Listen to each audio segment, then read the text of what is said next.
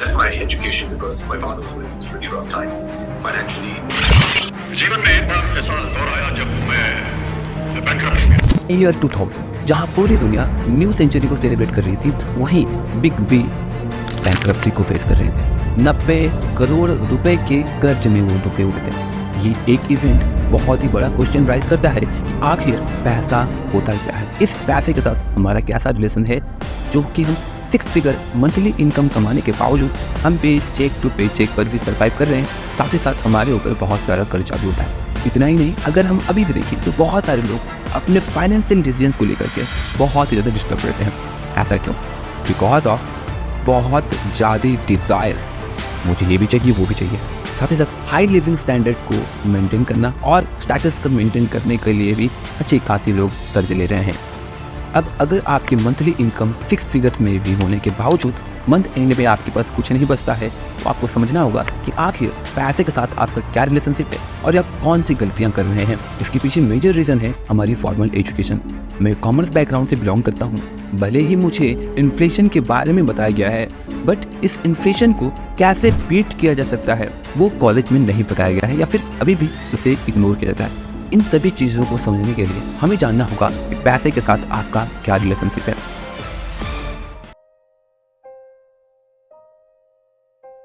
The question is that what is money? Money means एक ऐसा instrument जो कि आपको हेल्प करता है एक्सचेंज करने में।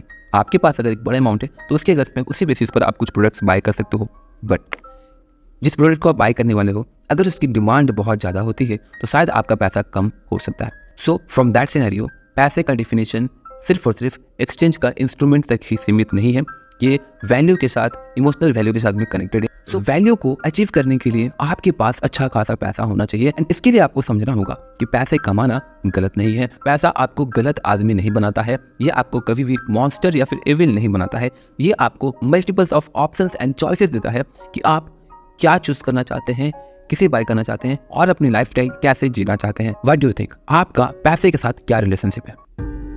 पैसा आपके पास आता है और उसके बाद वो खर्च हो जाता है। That means income and expenses, यही दो मेजर रिलेशनशिप है आपके साथ आपके पैसे का। अगर हम देखें तो आप जितना कमाते हो क्या उसी बेसिस पर या फिर उससे कम खर्च करते हो या फिर उससे ज़्यादा, और ये डिफाइन करता है कि आपका रिलेशन कितना स्ट्रांग है पैसे के साथ। लेकिन आप जो इनकम करते हो वो है प्रोडक्शन, एंड आप जो खर्च करते हो that is consumption. Why consumption? Because आप कार लेते हो वो एक कंजप्शन है, OTT प्लेटफॉर्म का सब्सक्रिप्शन लेते हो, आईफोन लेते हो वो भी एक कंजप्शन है। आपको चेक करना होगा कि आपके पास पैसा कितना आता है, आप कहाँ खर्च कर रहे हो वो भी आपको नोट डाउन करना होता है। क्योंकि इसी पैसे के रिलेशनशिप को ना समझने की वजह से ये बड़े बड़े सेलिब्रिटीज एक मोमेंट पर बैंकरप्सी के आसपास भी आ चुके थे। रैट रेस एक ऐसा साइकिल जिसमें अगर आप फंस जाते हो तो उस जाल से निकलना बहुत ही मुश्किल हो जाता है। लोगों को लगता है कि 9 to 5 जॉब करना एक रैट रेस है, बट अगर देखा जाए तो कम्प्लीटली इसे ऐसे रैट रेस बोल देना is not the good thing. Because आप 9 to 5 जॉब में रहते हुए भी रैट रेस को ब्रेक करके आप बाहर निकल सकते हो। बहुत सारे लोग 9 to 5 से मिलने वाली सैलरी को अपना प्रोडक्शन मानकर ही शांति से बैठ जाते हैं, which is not a good thing. Because अगर आपकी मंथली सैलरी आती है और चली भी जाती है, ये शो करता है कि आपका कंजप्शन बहुत ही हाई है, आपकी रिस्पॉन्सिबिलिटीज बहुत ही हाई है, और रिस्पॉन्सिबिलिटीज या फिर कंजप्शन हाई होने की वजह से आपका पैसे के साथ रिलेशन बहुत ही डेंजर होता जाता है, जिस वजह से लॉस्ट ऑफ जॉब का डर हमेशा बना रहता है। एक्सीडेंटल हेल्थ इश्यूज होने की वजह से आप बहुत ही परेशान रह सकते हो। जस्ट इमेजिन कि आपकी मेंटल परिस्थिति क्या होगी उस समय आपका जॉब एक ऑप्शन नहीं एक मजबूरी बन जाता है, ताकि आप अपने स्टैंडर्ड लिविंग को, हाई रिस्पॉन्सिबिलिटीज को, हाई कंजप्शन को मेंटेन कर सकें। बट अब आपको अपने पैसे के साथ रिलेशनशिप को समझकर उसे सुधारने की जरूरत है। आपको अपने मंथली एक्सपेंसेस को जनरलाइज करना चाहिए। लाइक आपकी हाउस एक्सपेंसेस क्या है, फूड एक्सपेंसेस क्या है, यूटिलिटी बिल्स क्या है, और फोन की जो भी खर्ची है वो सारी की सारी खर्चों को आपको जनरलाइज करना चाहिए। साथ ही साथ आपको नेगेटिव फाइनेंस टेंडेंसीज को भी अवॉइड करना होगा, जो कि आपके पॉकेट के लिए बहुत ही हेवी होती है। साथ ही साथ आपको अपने बिहेवियर को भी कंट्रोल करना होगा। लाइक आपको बजटिंग के साथ चलना होगा, आपको अपने कंजप्शन पर ध्यान देने की जरूरत है। आप अपने कंजप्शन को देखें कितना ज़्यादा है वो, अगर ज़्यादा है तो उसे मिनिमाइज करने की जरूरत है, एंड यूजलेस कंजप्शन को इग्नोर करने की जरूरत है। आपको 3 से 6 महीने का एक इमरजेंसी फंड हमेशा अपने साथ रखना चाहिए। जैसे ही आप मंथली एक्सपेंसेस जर्नलाइज करने लगते हो तो आपको एक आइडिया मिल जाता है कि अगले 3 से 6 महीने का कंजप्शन चलाने के लिए आपको कितने फंड्स की जरूरत है, and that's very important. In future अगर आपका जॉब या फिर अगर आप कुछ बड़ा प्लान भी करना चाहते हो तो एटलीस्ट 3 से 6 महीने तक आपके पास हो, ताकि आप कुछ बड़ा डिसीजन या फिर स्टेप ले सको। बट अब डिटेल में आते हैं कि आखिर आप इन चीज़ों को कैसे कंट्रोल कर सकते हो। उससे पहले आपको अपने टेंडेंसीज को भी समझना होगा।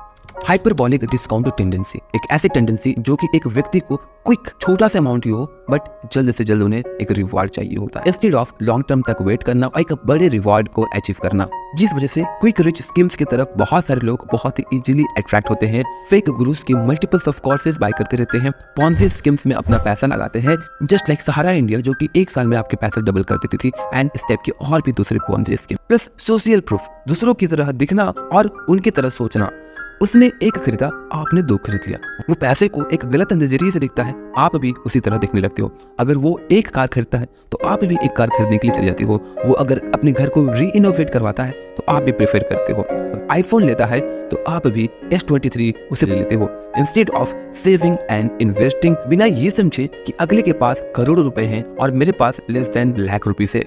आप कंपैरिजन करना स्टार्ट कर देते हो एंड अपने पैसे को सेफ या फिर इन्वेस्ट करने की जगह ऐसे जगहों पर खर्च कर देते हो, just to maintain your social standard in your locality और उन लोगों के पास जिन्हें आपसे कोई फर्क ही नहीं पड़ता। और ऑन सोशल मीडिया लिसन, मैं एक्सपेंसिव ज्वेलरीज या कार, बाइक या फिर घर खरीदने के अगेंस्ट में बिल्कुल भी नहीं हूँ, बट अगर आप अननेसेसरी डिजायर्स के साथ इन प्रोडक्ट्स को बाय करते हो then I am against of that.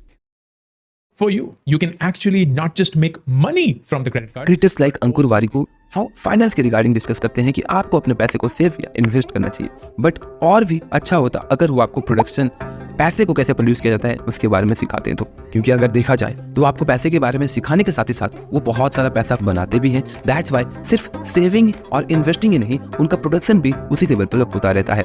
वो अपने प्रोडक्ट को मैस लेवल पर स्केल कर पाते हैं, बट परसीव्ड वैल्यू कैसे एक प्रॉब्लम को खोजकर उस प्रॉब्लम का सोल्यूशन बनाकर एंड उसी सोल्यूशन को वो सेल करने लगते हैं। आपको एंटरप्रेन्योरशिप को समझना चाहिए, अपने प्रोडक्शन को बढ़ाना चाहिए, बट ये चीजें सभी के लिए इजी नहीं होती हैं। मैं फाइनेंस रिगार्डिंग वीडियोस बनाता हूँ, उस बेसिस पर मुझे एड्स रेवेन्यू आता है। अंकुर वारी को अपने कोर्सेज बेचकर पैसे कमाते हैं एंड और भी बहुत सारे लोग मार्केट में विभिन्न प्रकार के प्रोडक्ट्स को सेल करके पैसे कमाते हैं। आप भी एक प्रोड्यूसर बन सकते हो, एक ऐप डेवलपर बन के, वेब डेवलपर बन के, या फिर फिटनेस ब्रांड बन के, या फिर अपना ब्यूटी पार्लर खोल के, या फिर एक ब्रांड लेवल का ट्यूशन कोचिंग स्टार्ट करके, या फिर किसी साइड हसल को सीख कर। ये सारी चीज़ें आपको लॉन्ग टर्म में बहुत ही अच्छा बेनिफिट देती है, बट बहुत सारे लोग ये बिलीव करते हैं कि उनका 9 to 5 job he the best है एंड वही उनका प्रोडक्शन है, जो कि सरासर गलत है। आप अपने 9 to 5 जॉब में रहकर भी अपने प्रोडक्शन को बढ़ा सकते हैं, as a said side hustle को चूज करके और अपने स्किल को इंप्रूव करके, कुछ इंपॉर्टेंट कोर्सेज को बाय करके आप अपने स्किल्स को इंप्रूव कर सकते हैं। इस वीडियो की कंप्लीट समरी की अगर बात करें तो आपको अपने कंजप्शन के बारे में अवेयर रहना होगा। आप एक कंज्यूमर हो, बट कितना आपको चाहिए उस पर आपको ध्यान रखना होगा।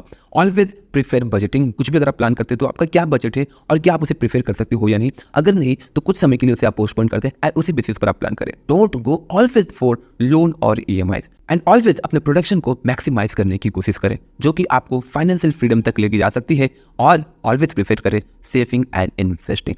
दैट्स इट फ्रेंड्स, आशा करता हूँ कि आपको ये वीडियो अच्छी लगी हो। आने वाली वीडियो में अगेन हम आपके ही फायदे के बारे में बात करने वाले हैं, तो उसके लिए चैनल को जरूर सब्सक्राइब कर लीजिएगा। मिलते हैं अगली वीडियोस में, तब तक के लिए जय हिंद, जय Bharat and thanks for watching this video.